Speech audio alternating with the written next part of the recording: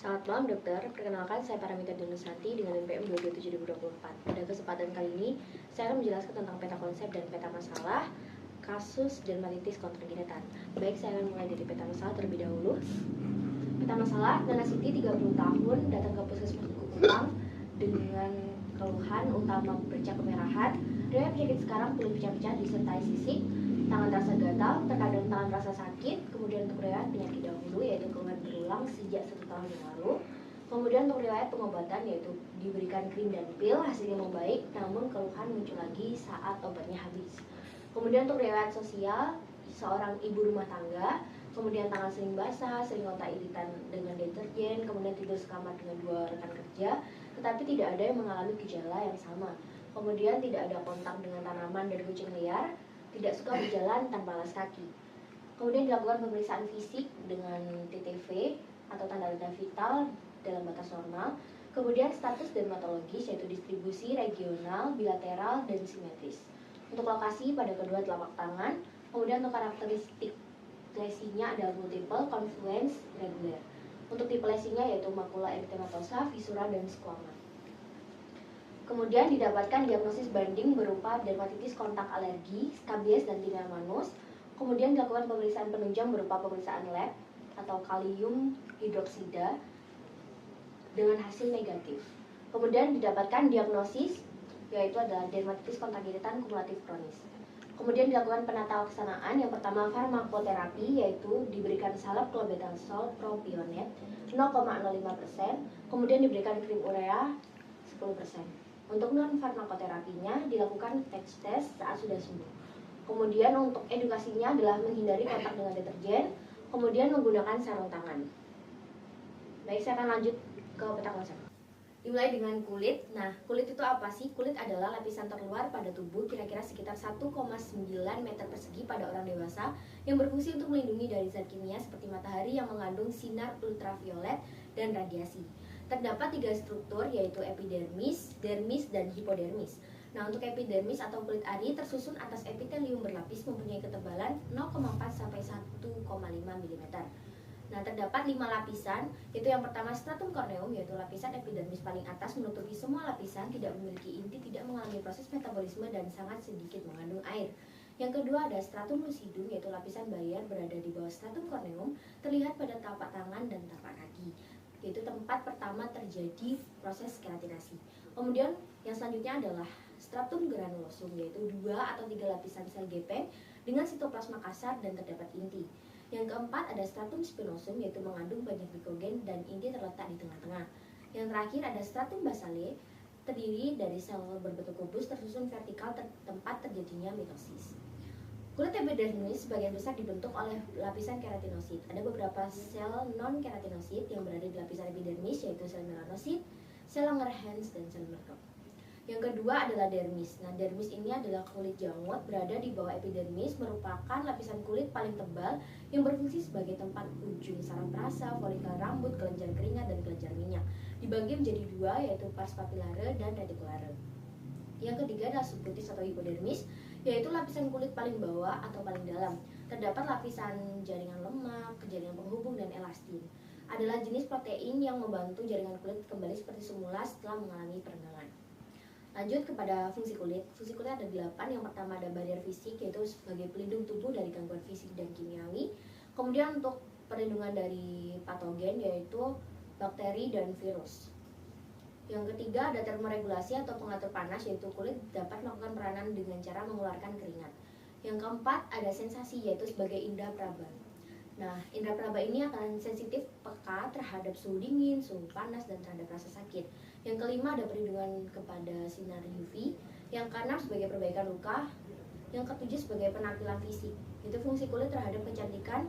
Keadaan kulit tampak halus ataupun kusam, serta kulit dapat memerah dan memucat, dapat menunjukkan ekspresi seseorang. Nah, kulit sebagai pembatas fisik berfungsi untuk melindungi otot, tulang ligamen, pembuluh darah, sel saraf, serta organ di dalam tubuh dari gangguan lingkungan, perubahan suhu, tekanan, maupun eksternal. Saya akan lanjut dengan peta konsepnya, yaitu kulit. Nah, kulit ini akan kontak dengan bahan iritan sehingga mengakibatkan hilangnya lemak dan zat yang menahan air, kerusakan membran sel, denaturasi keratin epidermis, dan efek sitotoksik secara langsung. Nah, ini akan mengakibatkan terjadinya lesi kulit. Nah, lesi kulit itu dibagi menjadi 3, ada lesi primer, sekunder, dan khusus. Nah, untuk lesi primer yaitu kondisi abnormal lesi kulit awal yang khas yang muncul sejak lahir, yaitu ada makula, bercak, ada perubahan warna, teksturnya datar. Nah, contohnya adalah hiperpigmentasi. Kemudian untuk yang kedua ada papula atau beruntusan. Nah, teksturnya sangat padat, menimbul lebih dari setengah sentimeter, disebabkan hiperplasia keratinosit. Yang ketiga ada plak atau bercak timbul yaitu atau beruntusan yang bergabung dengan tekstur padat, datar, dan luas serta lebih tinggi. Yang keempat ada urtika atau bentol yaitu edema setempat, timbul mendadak, hilang perlahan menyerupai plak. Kemudian nodulus atau benjolan padat, menimbul permukaannya bulat atau lonjong lebih dari setengah sentimeter. Kemudian ada nodul. Nah, nodul ini adalah benjolan padat yang menimbul permukaan bulat atau lonjong kurang dari setengah sentimeter. Kemudian ada kista yang berisi cairan lunak, menimbul permukaan bulat atau lonjong. Kemudian ada vesikel atau bentusan yang berisi cairan jernih, menimbul kurang dari setengah sentimeter. Kemudian ada bulat atau luka lepuh, yaitu vesikel lebih dari setengah sentimeter dapat tegang atau kendur tergantung dalam kedalaman lesi. Kemudian ada pustula. Nah, pustula ini adalah beruntusan vesikel berisi nanah, yaitu dapat steril atau berisi bakteri. Yang kedua ada lesi sekunder, yaitu lesi yang sudah mengalami perubahan bentuk, warna, tempat yang muncul karena waktu atau faktor eksternal.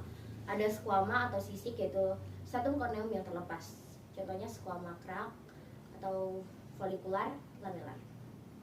Kemudian ada krusta atau kropeng, yaitu cairan tubuh yang mengering. Kemudian ada erosi atau luka lecet, kehilangan jaringan yang tidak melampaui stratum basalis, mengeluarkan cairan serasa dan tidak menyebabkan sikatrik.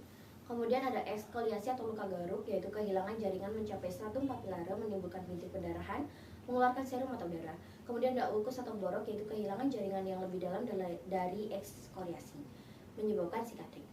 Nah, cicatrix atau scars atau bekas luka jaringan parut adalah jaringan yang tak utuh, relief kulit tidak normal, permukaan licin, sikatrik hipertrofi berlebih menjadi keloid. Kemudian ada lichenifikasi, yaitu penebalan kulit akibat garukan berulang menyerupai kulit pohon. Selanjutnya ada makula eritematosa, visura, dan squama. Nah, makula eritematosa yaitu perubahan bercak kemerahan pada kulit yang disebabkan oleh pelebaran pembuluh darah tanpa perubahan struktur atau bentuk. Nah, visura sendiri adalah kulit yang hilang, kulit atau kulit pecah. Kemudian squama adalah pelepasan lapisan tanduk atau stratum corneum kulit tampak bersisik. Contohnya ada folikular dan lamellar seperti tadi. Kemudian ada lesi khusus. Nah, lesi khusus ini ada 4, yaitu komedo, penyebatan pada folikel rambut. Kemudian ada canaliculi, yaitu jerawat yang membentuk seperti terowongan. Kemudian ada milia, yaitu keratin yang terjebak di bawah epidermis. Kemudian ada telangiectasis, yaitu pelebaran kapiler. Dan saya akan lanjut dari lesi kulit tadi, dilakukan 2 pemeriksaan, yaitu pemeriksaan KOH dan patch test. Didiagnosis bahwa hasilnya adalah dermatitis kontaginetan. Nah, DKI atau dermatitis kontaginetan adalah reaksi imunologis kulit terhadap paparan bahan asing penyebab iritasi kulit seperti bahan kimia yang sifatnya toksik yang menyebabkan terjadinya peradangan, disinfektan, spiritus, dan deterjen. Untuk epidemiologinya adalah 80% terjadi pada wanita akibat kontak rapat kerja. Data ini dikemukakan oleh AAD tahun 2013, dialami oleh 13 juta penduduk. Kemudian untuk etiologinya adalah bahan penyebabnya adalah senyawa iritan, contohnya sabun dan deterjen. Kemudian untuk patomekanisme ICD kronis sebagai disfungsi saluran kulit, balik lagi ke peta konsep yang tadi sudah saya sebutkan, yaitu hilangnya lemak dan zat yang menahan air, kerusakan membran sel, kemudian denaturasi keratin epidermis, kemudian adalah efek sitotoksik secara langsung. Dari diagnosis tadi pastinya terdapat diagnosis banding. Nah, diagnosis banding itu ada 3, yaitu ada tinea manus, yaitu panu, diakibatkan pada saat badan berkeringat langsung dibasahkan. Kemudian yang kedua ada skabies. Nah, skabies adalah reaksi gatal yang diakibatkan karena tungau jenis serangga. Kemudian untuk DKA atau dermatitis kontak alergi, yaitu kulit bersentuhan dengan zat alergen menyebabkan kulit gatal dan meradang. Kemudian dari diagnosis banding, diagnosis juga dilakukan tata laksana. Tata laksana ada 2, ada farmako dan non farmako.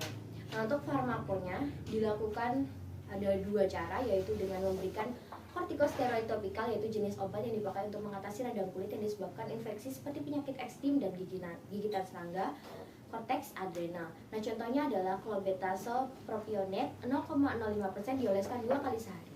Kemudian yang kedua ada emolian atau bahan pelembab yang berfungsi untuk menjaga kelembapan kulit serta menenangkan kulit yang terkena iritasi. Contohnya adalah krim urea 10%, dioleskan 2 kali sehari. Kemudian yang selanjutnya ada non farmakoterapi, yaitu menggunakan pelindung tangan saat bekerja, kemudian membaca komposisi pada deterjen, menjaga pola makan, kemudian mencuci tangan setelah bekerja.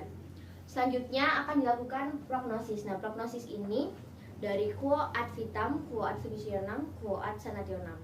Nah, untuk vitam atau hidup, pengaruh penyakit terhadap kehidupan. Kemudian yang kedua ada fungsionam. Nah, fungsionam ini pengaruh penyakit terhadap fungsi organ tubuh dalam melakukan tugasnya. Yang ketiga adalah sanationem, yaitu sembuh, penyakit dapat sembuh total, dapat beraktivitas seperti biasanya. Nah, prognosis pada ICD-nya ini apabila tidak terpapar bahan iritasi dan pengobatan diberikan secara teratur, namun akan menjadi kurang baik jika bahan iritan penyebab ICD tidak dapat disingkirkan dengan sempurna. Ada 4, yaitu sonam, yaitu sembuh, bonam baik, malam buruk, dan dubia ya. Untuk BHP-nya yang pertama ada beneficent, yaitu dokter telah melakukan yang terbaik dengan memastikan RPD, nona City dengan cara menanyakan riwayat pengobatan dan melakukan pemeriksaan lab. Kemudian ada non maleficent, yaitu dokter menanyakan apakah nona City memiliki alergi obat atau tidak. Kemudian yang ketiga adalah justice, yaitu dokter memperlakukan pasien dengan baik tanpa membeda-bedakan. Yang keempat ada autonomi, yaitu nona City sudah berusia 30 tahun sehingga pasien berhak memutuskan untuk dirinya sendiri.